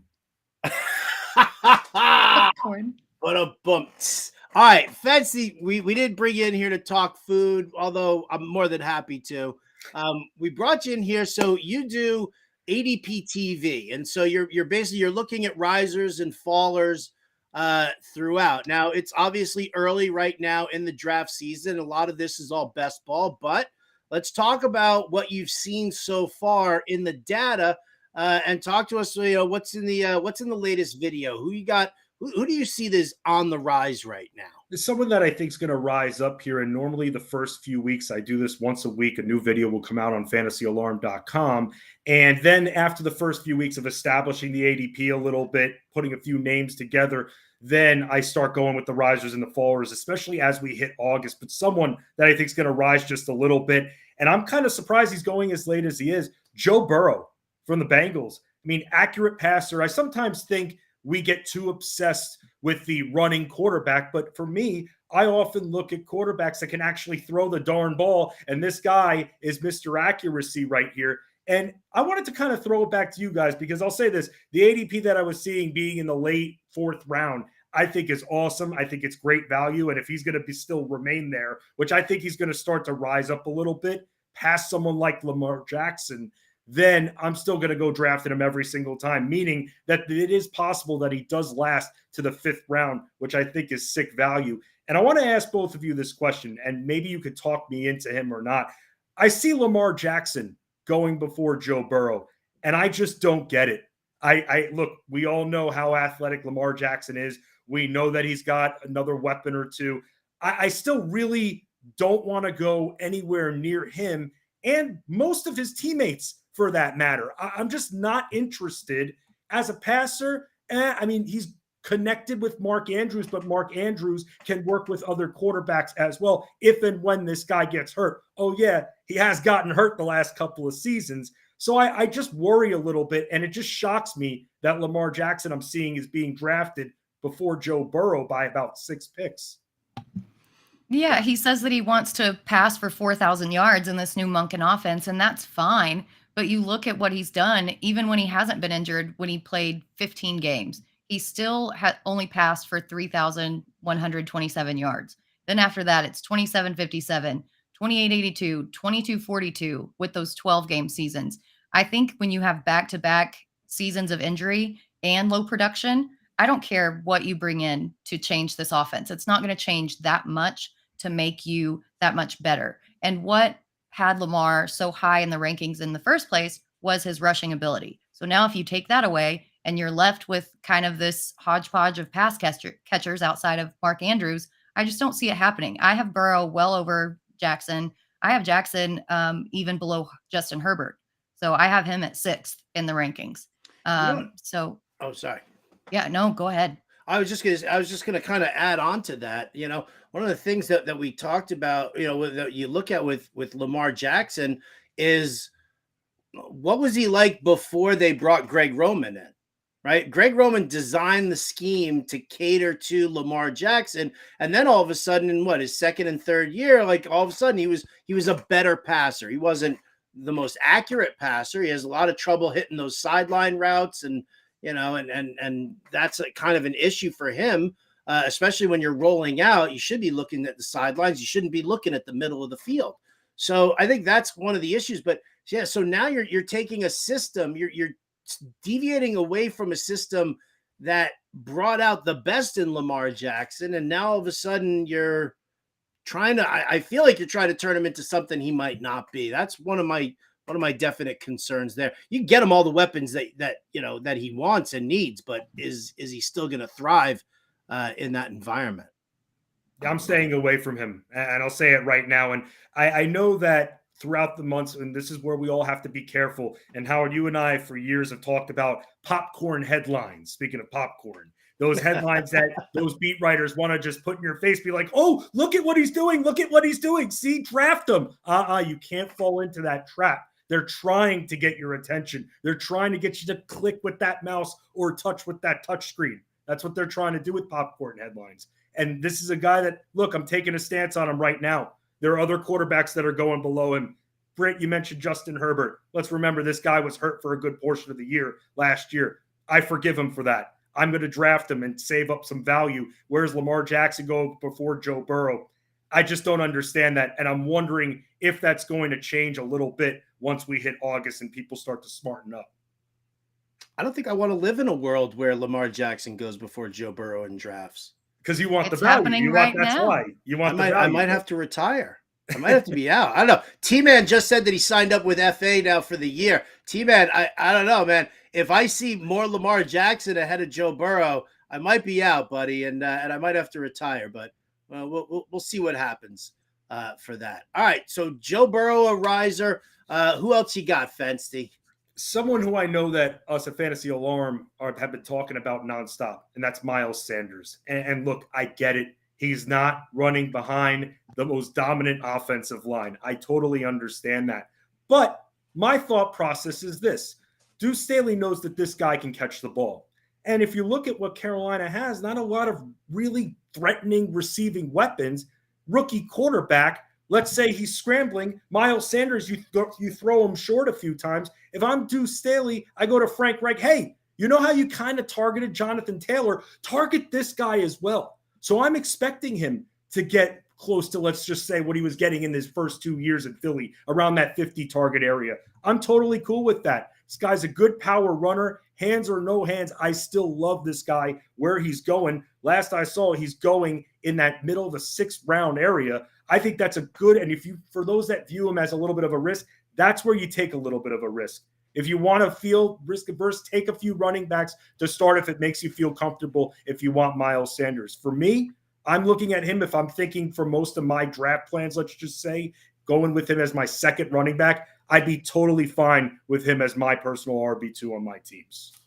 Yeah, I think I agree with you. And unlike the popcorn headlines that you were talking about earlier, we've actually seen hardcore, legit video of them talking, Scott Fitterer and Staley talking to Sanders saying, hey, remember when you caught those 50 passes? Let's do that again. I mean, if we have that on tape, that's likely going to happen. That's not just some smoke that's happening. And then you look at who's behind Sanders. You've got Chuba Hubbard, who did okay, but he still doesn't profile as really a 3-down back. And then Raheem Blackshear, who was a late round draft capital pick, who's probably nothing more than a backup his entire career anyway.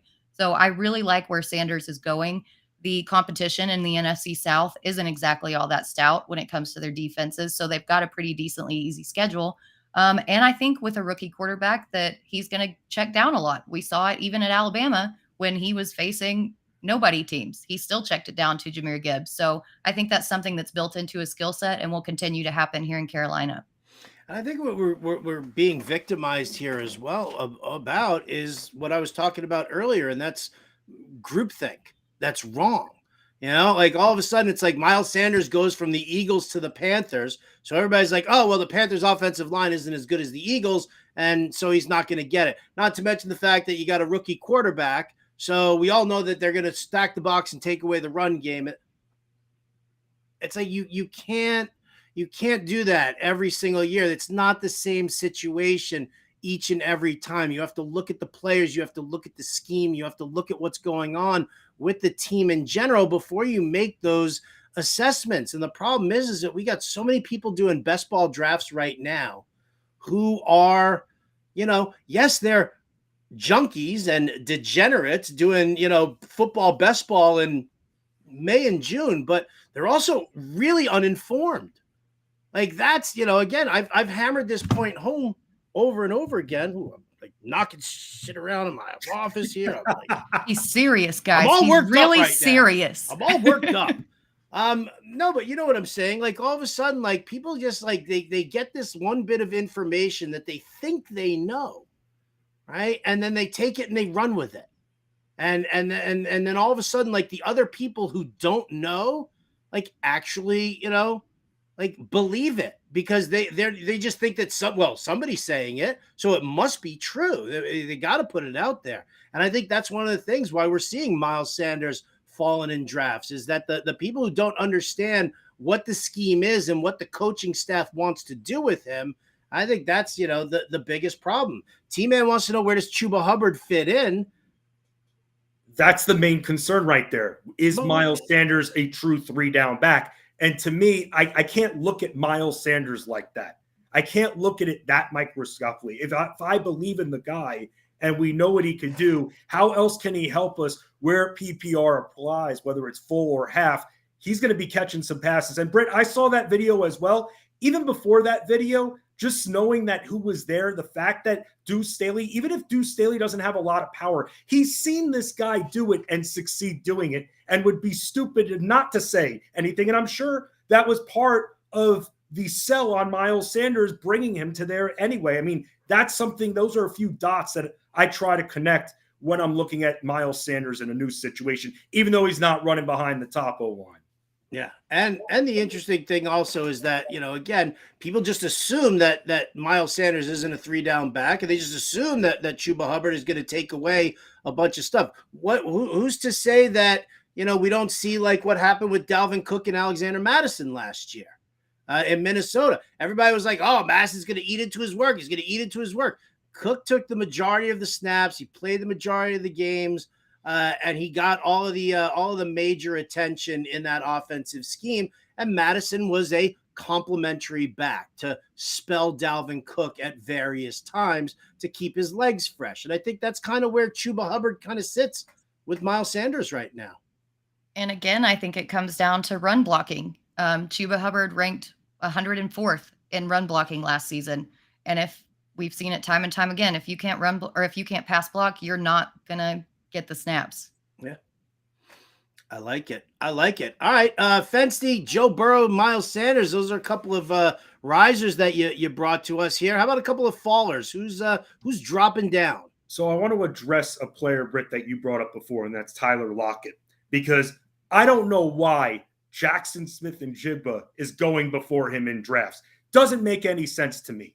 You got DK Metcalf there. You got Lockett there, who's been able to stay healthy. They also drafted, I know how you and I talked about this with Hutch Brown yesterday, who was drafting Jackson Smith-Njigba in the Independence Day Invitational in Sirius XM. But also Zach Charbonnet is there. He's going to be catching passes as well. To me, and we'll talk about another player, same division soon enough, there's just too much going on. And I think for Dynasty, this guy's perfect. To the moon. See you in a couple of years. Britt, I agree with you. I think next year that Lockett, regarding everything, stays the same. No one sent out Metcalf for some reason and the team disconnect and he's sent out. I think next year he could still remain Lockett, the number 2 target. Where does that leave JSN, though, at this point? How many targets can this guy have? Oh, well, he was great slot receiver in college, right? Played 4 games last year. We can't forget about that. Played just 4 games last year. So he was great a couple of years ago. But at the end of the day, how many targets, how much Geno Smith is going to throw, how many targets are truly going to be available to him? And to draft him before Tyler Lockett makes absolutely no sense to me. Yep. And Seattle runs a ton of 12 personnel. And that leaves the third man out, which in this case is going to be JSN. And then you also look, you brought it up, his numbers in college a couple years ago. During that time, he was also playing with Garrett Wilson and Chris Olave, who are just super elite talents on their own. Were we a little bit hoodwinked into over evaluating his skill set because we got such a small sample size? He had that one great year, and the other two, he's been out due to injury. So that kind of concerns me as well. I don't think that there's any way that Lockett loses out to him. And I agree. It's just everybody gets rookie fever. Everybody is so excited about the new prospect. We see it year after year after year after year. And aside from a handful of receivers, this never pans out. It always takes 2 or 3 years for the majority of wide receivers to actually return. I 100% agree with everything that Britt just said. However, I do think we were bamboozled and not hoodwinked, but that's a different story. Fair enough. How many 3 wide receiver sets is this team going to run? Exactly. I mean, I just don't see where this guy fits, and I just don't understand why I'm seeing this guy being drafted in the late 5th, early 6th round. It just makes no sense to me. It's going to be interesting to see how much Pete Carroll kind of forces Shane Waldron to run the ball. Right. Because we know that Pete Carroll loves to run the ball. Shane Waldron, though, he comes from the McVay coaching tree. He came from he was the passing game coordinator for the Rams under McVay. And I think that's one of the reasons why we saw Geno Smith, throw as heavy as we saw him throw. So I don't think we're going to see a ton of 3 receiver sets. I think we'll see some, but yeah, I agree with you guys. I think Smith-Njigba is just going way too high right now. In Dynasty, enjoy, have fun. Yep. See you in 3 years. This guy is so skilled. I love watching the tape on him from 2 years ago, mind you. But at the same time, it's just we're not talking Dynasty here for this particular conversation. And I just don't see it happening this year unless an injury occurs. Mm-hmm. All right. Fancy, you got another one for us? So this is one where maybe you can convince me otherwise too. Deebo Samuel. I just wonder, kind of the same thing with Seattle. Are there just too many weapons to go around in San Francisco? Plus, the quarterback situation kind of has me a little bit uneasy, unsettled. And the problem is with Deebo Samuel, okay, what he could do on the ground, right? You got 2 guys there that are perfectly capable of running the ball. What can he do in the air? You've got multiple weapons that they could throw to, including Christian McCaffrey. It just makes me wonder if any extra ways that he could be productive is kind of, in a way, the ceiling's lowered for him going into the year. Plus, with the QB situation, we truly don't know at this point who's going to be starting week 1. We just don't.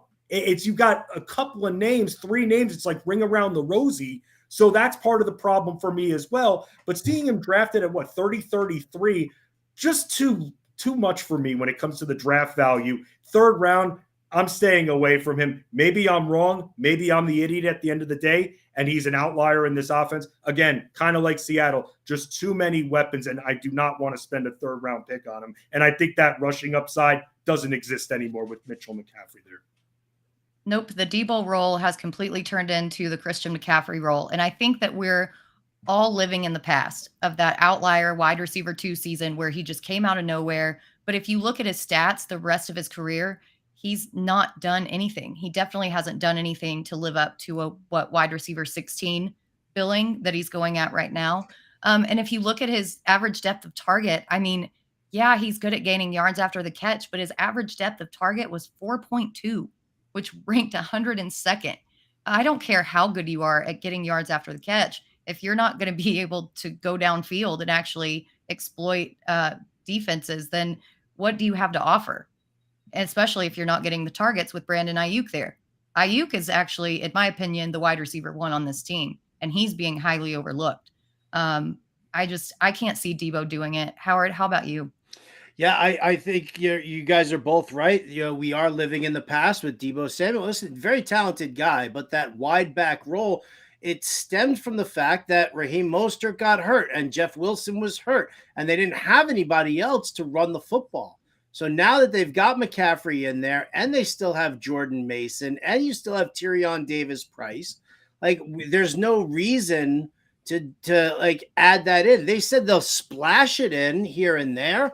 They added some incentives into Deebo's contract, so in case they wanted to start doing more stuff like that. But yeah, I think we're all kind of on that same page as far as that goes. And with everybody's love for Ayuk, I might have to. So in the Scott Fishbowl draft, the live draft that I'm hosting this coming weekend, actually Saturday here in San Francisco. We have we're going to do an auction for an autographed Brandon Ayuk jersey. So Nice. Ooh. Well, just steam that up right now. What's that? Just steam that up right now. Let's get it. Drive up the price. Let's go. Fancy, thank you so much for joining us, man. We appreciate it. I know we kept you on here much longer than we were supposed to, but dude, we love hanging out with you. We love all the work that you do. And yeah, we're looking forward to plenty more ADP videos as they come out. When's the next one coming? It's going to be dropping on Friday.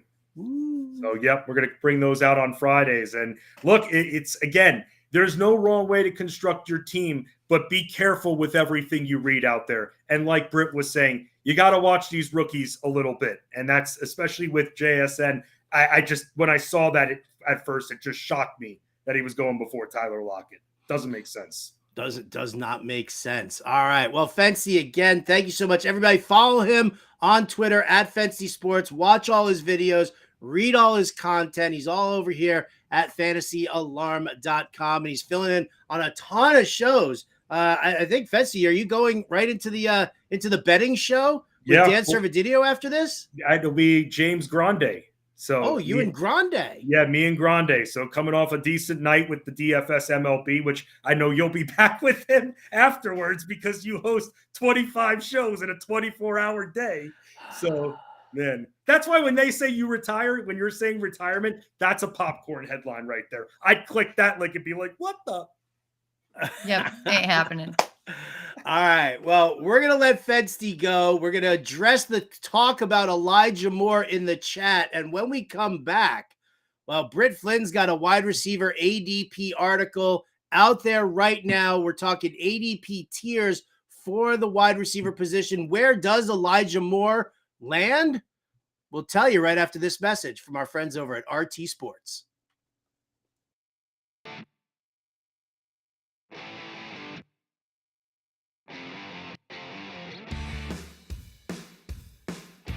Kenneth Walker currently has an ADP of 32, and it's not that I don't think he's the most talented, but the situation is not great for him this year. Seahawks just drafted Charbonnet in the second round. They're going to be using Charbonnet just as much as I think Walker with that offense. You don't draft a running back in the second round and not use them. So that's definitely a concern. And Seattle, they're going to have an electric offense, but there are so many mouths to feed. You got DK Metcalf, Tyler Lockett, JSN, and Charbonnet, and then Walker. So, I mean, those are 5 elite players that all need to get fed in that offense. So the volume is definitely a concern for me there. Again, I got him in the Champs League at 45, which that was just too far for him to drop in value-wise, which is why I took him. But currently being drafted at an ADP of 32, it's just too early for me. I agree with that. And sometimes players are better in different formats. And I think all those Absolutely. Seahawks, I feel better in a best ball format. Absolutely. Yeah, because you just don't know when those big games are going to hit. They're going to hit. You just don't know when they Yeah, if you're in a standard league, you want more of a safer play, and you don't want those boomer bust plays. All right, I'm gonna talk about another player that is on a new team as a bust, and I think it's going to be Aaron Rodgers with the New York Jets. I think a move to New York is going to be a positive for Rodgers, getting a chance to play with a little better talent around him offensively, especially at receiver, than he has the past few years with Green Bay. But you just can't ignore last year. Rodgers was just 13th overall in fantasy quarterback scoring. He had just 2 games all season with 20-plus fantasy points. That's a really low number. He threw for less than 3,700 yards, failed to reach 30 total touchdowns on the season, had just 1 3-touchdown game all season. I just don't think he's the same player as past years. I know he's going to have a chip on his shoulder, want to prove everybody wrong, but I just think with all the good QBs out there in fantasy land this year, I'm avoiding Rodgers. I just don't think he's worth the risk, in my opinion.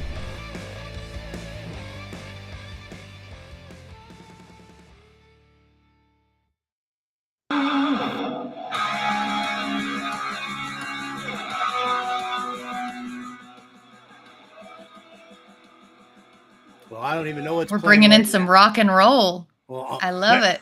America. It is great. I was like, okay, some guitar riffs. Like, let's get some Eagles. Let's get some mullets. Like, let's go. Some mullets. Please, please, please. More mullets in this world. That's Is that what's necessary? Welcome back, everybody. It's Alarm Fantasy Football. I'm Howard Bender, Britt Flynn by my side. The Twitter handles are right here. Give everybody a follow. Hit us up in chat if you like. We're broadcasting here live on Fantasy Alarm's YouTube page, the Better Sports Network's YouTube page, and a variety of social media platforms out there, Twitter, Facebook. We might even be on Twitch. I don't know. I'm too old to even know what Twitch is, but we could very well be there at that point. Britt, you're in like a gaming chair right there. So, I mean, you obviously know what Twitch. Are you a gamer? No, I'm not. My sister is. This is actually Seller's chair because he plays League of Legends. And so I just commandeered his chair for my office whenever I do shows. Well, there you go. All right. Well, you need a nice comfy chair. You need something with good lower back support because, I mean, let's face it, the content that you're pumping out right now over at fantasyalarm.com, fast, furious, and absolutely fierce. 100%. The level of research, the depths that you go, everything that you put out is absolutely stellar. 100% stellar. So I want to focus on one of your articles here, and that was your wide receiver tiers article that you put out, and it's wide receiver ADP tiers. So you take the lead on this one here. Throw to me when you want to hear my commentary, if you even want to hear my commentary. But I mean, I'm happy to go through these tiers and see if there's anybody else who belongs in that tier, or did you add somebody who shouldn't have been? I can be that guy for you. Yeah, so before I get into these tiers, I'm going to tell T-Man that Elijah Moore is not in this article because it is based on ADP, and I only did the top 38. He falls a little bit outside of that, but there is another article over in the draft guide, and now that you're a member of the family with the All-Pro package, go check out the wide receiver breakout article, and I've got some words about Elijah Moore in there. But back to this article. She didn't have my guy in there either, T-Man. We'll talk about that one in a little bit. I could have written forever on this subject, but I decided for the sake of brevity and my fingers that it was only going to be the first 38 off the board.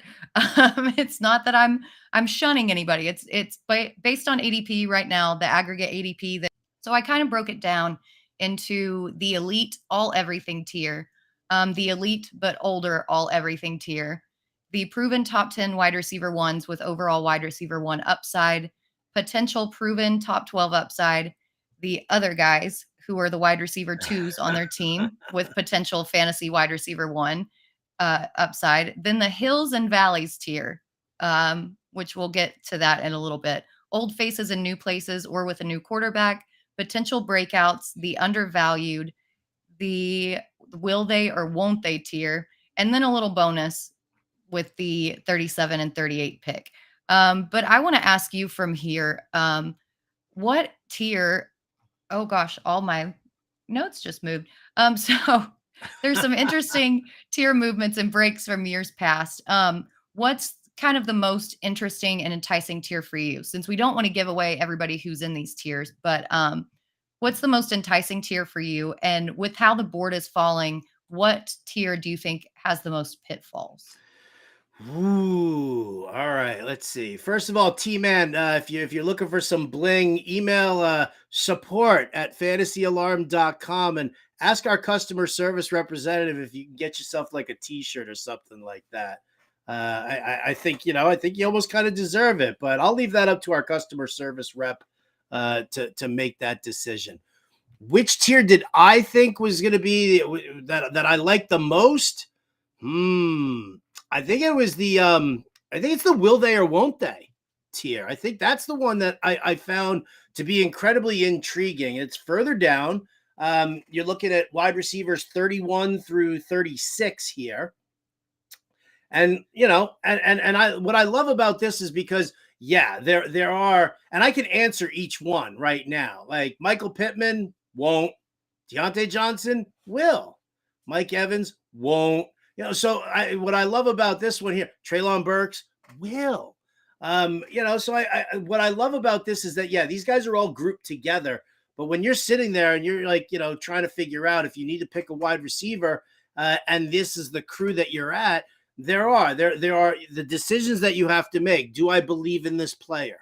Do I believe in the system in which they are in? And and when you're looking at a guy like Deontay Johnson or Treylon Burks, I mean, I'll easily take these guys at this ADP because I think that, again, I believe that they're both undervalued assets where they're going right now. I think that, if I'm looking at even just the undervalued tier, which is right above them, I might look to take these guys like in a very similar spot, depending on if I want to diversify my roster a little bit, like if I'm heavy on Christian Kirk and Tyler Lockett. If I'm going to bypass one of those guys, I'm going to grab me, maybe like a Deontay Johnson, who I think kind of, should be in this undervalued tier, a step up. So that's the tier that I really dig. Then what was your other question? What was the other one that you wanted to know? Which one do you think is full of the most pitfalls? Oh, the most pitfalls. Yeah. Ooh, I'm gonna go with you might hate me on this. Can I combine tiers? Yeah, go for it. Can I say old faces in new places plus potential breakouts? Yeah, absolutely. Because that's again the ADP. That's kind of where it falls. And I think that it's really important to not only read this article and take away information from this, but go in and formulate your own tiers based on your opinion and what you think that these players are going to do for you. Um, don't just go by what we say, because if we can teach you how to evaluate these players on your own, you're going to be a better player in the future when it comes down to it. But I want to hear why you combine these tiers and why you think it's full of pitfalls. Well, I mean, I think that it's pretty simple as far as pitfalls go. Calvin Ridley hasn't played in 2 years. DeAndre Hopkins, where's he gonna go? DJ Moore, maybe with Justin Yeah. Fields, we have to kind of wait and see. I think Terry McLaurin is, outstanding. I love him, and I'm not going to say that he's QB proof, like we used to say about DeAndre Hopkins, but I love McLaurin. I think that he's just a super talented guy, and I think Sam Howell's going to be able to get him the ball. So I think you're looking at a couple of pitfalls in there, but for the same token, the potential breakouts, I think both Drake London and Christian Watson could be pitfalls. You've already talked about Christian Watson, how much you think he's a pitfall here. Drake London, I love the talent, but it's going to be Desmond Ritter. It's going to be very interesting to see how this offense develops, not to mention the fact that in a scheme where that Arthur Smith just wants to run the ball like a maniac, like how many targets per game is Drake London kind of looking at there? So I feel like those two tiers, they have like one guy who I really, really love, and I'll probably take him if that's, where I'm at. But I think that they both have, a significant number of pitfalls. Yep. And that's why it's so important to know your tiers, because these guys are all going at very similar ADPs. And if you just draft by ADP, if one of these guys who is a pitfall is next on the board and you're like, well, he's next in ADP, he must be the next best, I'm going to take him, you're really going to harm your team. And that's why it's so important to split these players out into tiers as they're falling.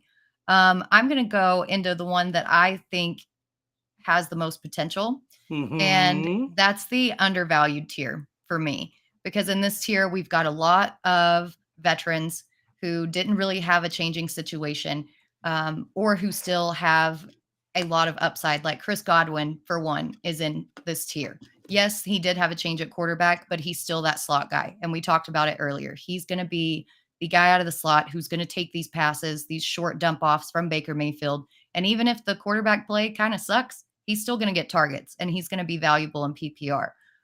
All of these guys in this tier finished as wide receiver 2s or better, aside from one person.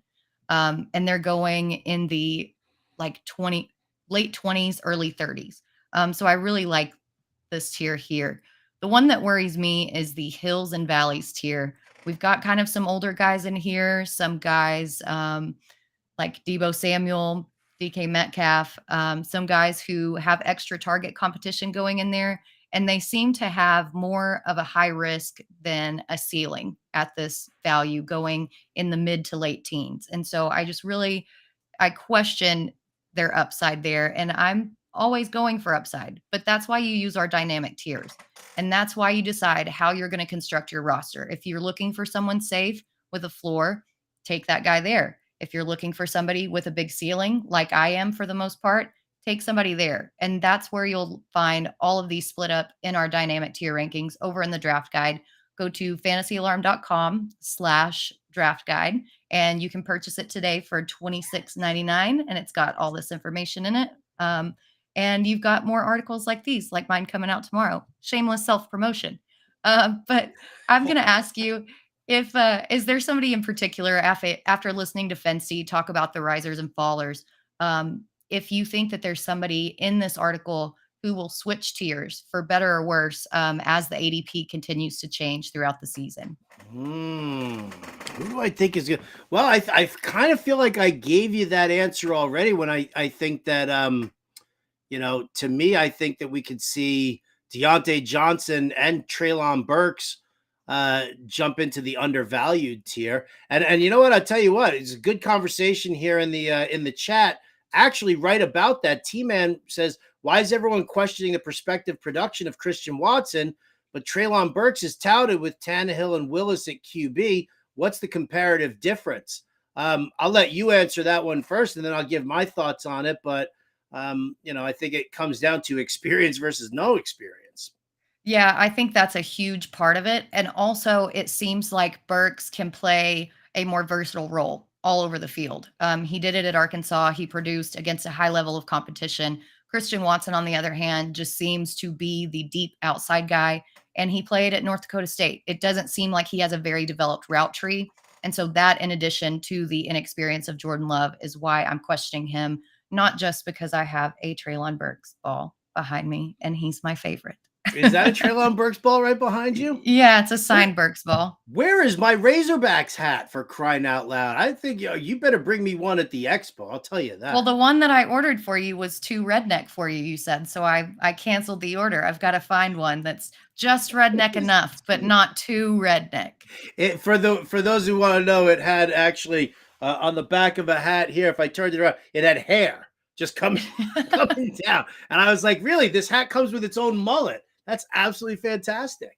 Mullets are in style. Hey, they're back, baby. Hey, are they though? Are they? All the young kids are. Yeah. But I agree with everything that you're saying here. As far as, I think the route tree is something that I think gets overlooked a ton with what it's going on. You're also talking about the competition for targets. You've got Romeo Doubs there. You know that Jordan Love's going to try and lean on the tight ends a little bit more as well. And I think that's, whereas, Burks, we already know that Tannehill can throw the ball downfield. He's not the greatest quarterback in the world, but he's still a solid QB. And Malik Willis is only going to be there if Tannehill gets hurt again. Is Tannehill going to get hurt again? It may not even be him. It may be Levis. It could be Levis, who's got a gun also. And can find him downfield. I think it all really, I think it stems down to a lot of uncertainty about Jordan Love. I think that's kind of where it comes from. All right. So I said, I think Deontay Johnson and Treylon Burks can move up to the undervalued tier. What about you? Where do you think, who's a player? Cause you were organizing these tiers. And you've got the top 38 guys. So who out of this group here, who do you think jumps into a tier, or I guess drops the tier for that matter? Yeah, I think the old faces and new places, DeAndre Hopkins is included in that one. As soon as he signs somewhere, his ADP is going to skyrocket. I don't care where he lands. He's still one of the most dominant wide receivers in this entire league. We saw him produce with Colt McCoy and whoever the other backup was. Was it Blaine Gabbert last year after Colt McCoy? I can't even remember. But either way, might as well be. We still saw him produce with a third string quarterback. So it's not going to matter where he lands. This guy is a real big value right now, and he's going to jump as soon as he signs. But again, that's the benefit of a living draft guide. You're not stuck with just this information that I put out a couple weeks ago. We're going to change it. As soon as the ADP changes and as soon as he signs, we're going to update this. So you're going to have the most current information for your drafts. Oh, so maybe perhaps Elijah Moore, who T-Man likes, or oh, I don't know, maybe Cortland Sutton kind of makes an appearance in this article. Or are you gonna start doing tiers for like further down the list? I think that I can do a little bit of both, actually. I think I'm going to leave the list as it is, but then I'm going to place individual updates that are date stamped with the new movement and Oh, then I just like that. update that. That way nothing's changed and nobody feels hoodwinked or bamboozled that like, oh, I read this first and now it's different. No, I want the original information to remain, but I'm just going to add little addendums to it. But I think Cortland Sutton could move up there. Right now, he's just outside, I think, of that top 38. I think everybody just feels a little bit hurt by him after what happened last year. And they saw Jerry Jeudy produce in that piss poor offense where he didn't. But they're not taking into account that Sean Payton and Joe Lombardi are there and are going to turn this offense around.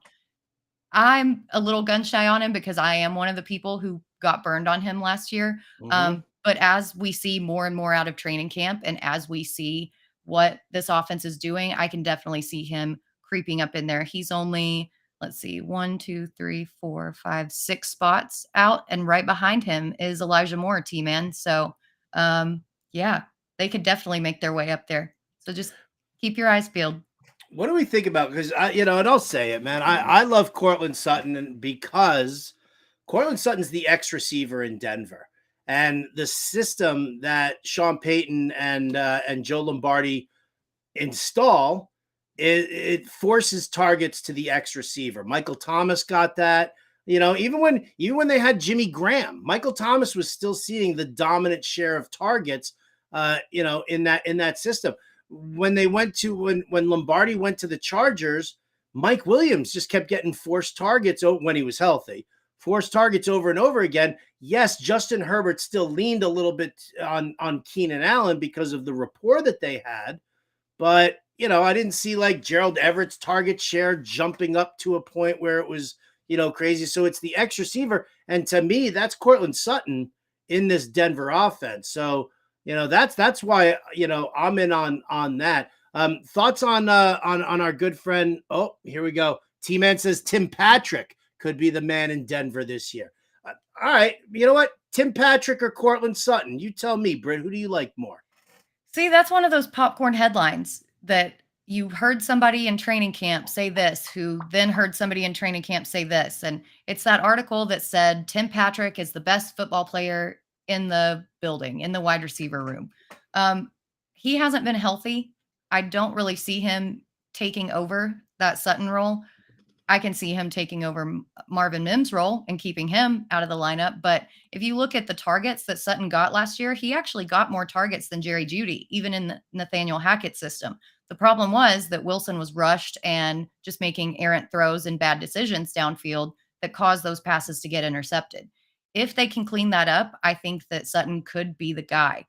I'm definitely not placing everything in on Tim Patrick at this moment. But again, it's early. We don't know. We've got to wait till training camp. We've got to see what happens. And this is why it's important to draft later because, maybe it could happen. Yeah, absolutely. Absolutely. Thoughts on Elijah Moore? Like, could he jump up? Let's say, because I know that there was a rumor of DeAndre Hopkins to Cleveland, but I think all the Cleveland speculation kind of, pushed that aside. So you've got Amari Cooper, you've got Donovan Peoples-Jones. They bring in Elijah Moore. We know what the offense is. We know what Deshaun Watson is or should be about. I don't say we know, but he should be about on the field. Do you see Elijah Moore being somebody who, like, we could turn into like as an undervalued guy who could really pop this year? So he is in my wide receiver breakout article. Spoiler alert, everybody out there. But I really do believe that he can be that guy. I think the only reason that he wasn't when he was with the Jets was because of the revolving doors of quarterbacks and just terrible quarterback play, and the fact that the coaching staff had something against him. I don't really understand why they did not utilize him, because when he was healthy, even during his rookie season, we talked earlier, we don't normally see rookies break out this way. In between weeks 8 and 12, he was one of the top receivers in the entire league. Then he got hurt, then he had bad quarterback play, whatever. Now that he's with Deshaun Watson, he's probably going to work primarily out of the slot. They've already developed a connection in OTAs. Apparently, he's scorching all the D-backs with his separation, his speed. He's another good route runner. We already know Amari Cooper is a good route runner, but so is Elijah Moore. That's what made him a second-round pick. I think that he could be a huge factor in this. And Donovan Peoples-Jones, I think, falls to the wide receiver 3. I think, and even Njoku, I think, is going to, unfortunately, I know you love Njoku, but I think he's going to lose some targets as well. I think it's going to be Cooper and Moore. And with Kareem Hunt there, not working out of the backfield, eating up targets either, I can see some of those targets going to Moore. So I really, really like him. Damn. Yeah. Listen, I'm not gonna argue against it. This is definitely going to be one of those I need to see it kind of a situation. But I think that that's a fantastic, kind of assessment about it. We know that Amari Cooper is going to be the number one target. We know that. So if Elijah Moore can genuinely move up to be that's why I love Njoku as a player, but I was in on Njoku last year because he was the number 2 targeted receiving threat on that team. They didn't have, Peoples-Jones wasn't ready for it. Who did they have? Rashad Higgins or, whatever nonsense they still had at wide receiver. So that's why I like Njoku. You guys have heard Coop and I talking tight ends on the regular basis, right? Chigakonkwo. Why do we love Chigakonkwo so much? Because Treylon Burks is the number 1 receiving target on that team. Okonkwo's number 2. Like, you're not going to tell me that, Nick Westbrook-Akine or any of these other lame duck wideouts that they have over there are going to see more targets than a guy who is, who has the athleticism and the route running ability and the hands that Okonkwo has. So that's why I was in on Njoku last year, because great hands, good solid route runner, was very relied upon as the number 2 target. But I like this whole Elijah Moore could be that number 2 in that offense because, listen, for where he's going ADP-wise, I love me a good wide receiver 2 like that. Absolutely. Yeah, and I think that's what they were looking for with David Bell last year, but he just didn't quite pan out. And now he was a slot receiver. They specifically made a trade for another slot receiver because Bell wasn't working out. Like, they went out and actively got more. So I think that they really believe in what he can do, and he's already showing it. So what else we got going on in the chat? I'm seeing lots of fireworks and other situations. I've lost track of where we are in the chat. Right, I think Sellers is now talking Jerry Judy. T-Man's talking fireworks. Frankel and Sellers are now agreeing with each other. This could, like, worlds colliding, and I think everything, the fantasy football universe could implode. Right now. I think Sellers is also trying to get me to do more work. He said I need to do a late round wide receiver article for the draft guide as well. So thanks for that, honey. Yes, actually, Sellers, thank you for that. 100%. So, Britt, we're almost out of time here, but you've already you talked about what you've got coming out. What else do you have coming out? What should we be paying attention to from you this week? Yeah, we've got the training camp article coming out tomorrow early on. It's almost completely ready. Lots and lots of matchup battles. It's going to be a very long read, but very, very worth it and in depth. So I hope that you guys check it out. Absolutely. Check it out. We also have Coop and I will be on the Quick Outs podcast tomorrow. This show, we're going to run it straight through. It's going to be at 2:00 tomorrow, 2:00 on Thursday. We're back to 1:00 for another 2-hour episode on Friday as well. Britt's got lightning round as well on Thursday. We're all over the place. So stay here with Fantasy Alarm, Better Sports Network. For Britt Flynn, shout out to our producer, Ernie Acosta. I'm Howard Bender. This has been Fantasy Alarm's Alarm Fantasy Football on Better Sports Network. Catch you next time.